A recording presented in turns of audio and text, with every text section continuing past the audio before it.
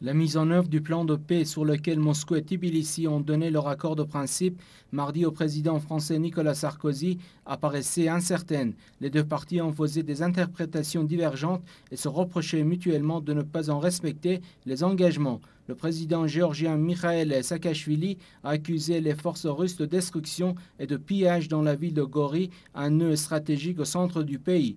La secrétaire d'État américaine Condoleezza Rice a déclaré que Moscou risquait de renforcer son isolement international s'il ne respectait pas le cessez-le-feu.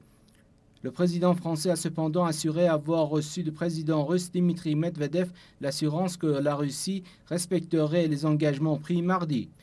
La France va bientôt proposer un nouveau projet de résolution au Conseil de sécurité, incluant le plan de paix accepté sous condition par la Russie et la Géorgie. Le président américain George W. Bush a annoncé mercredi qu'il envoyait Mme Rice à Paris pour des entretiens avec M. Sarkozy, puis à Tbilissi pour manifester la solidarité des États-Unis avec la Géorgie.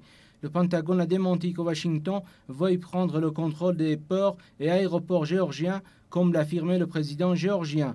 Les 27 ministres des Affaires étrangères de l'Union européenne se sont déclarés prêts à envoyer des hommes en Géorgie pour surveiller l'application du plan de paix.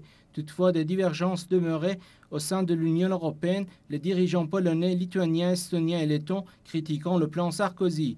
Mercredi soir, le secrétaire du Conseil de la sécurité géorgien, Alexandre Lomaya, a affirmé avoir reçu l'information que les troupes russes allaient se retirer jeudi de Gori, ce qu'a confirmé un responsable militaire russe.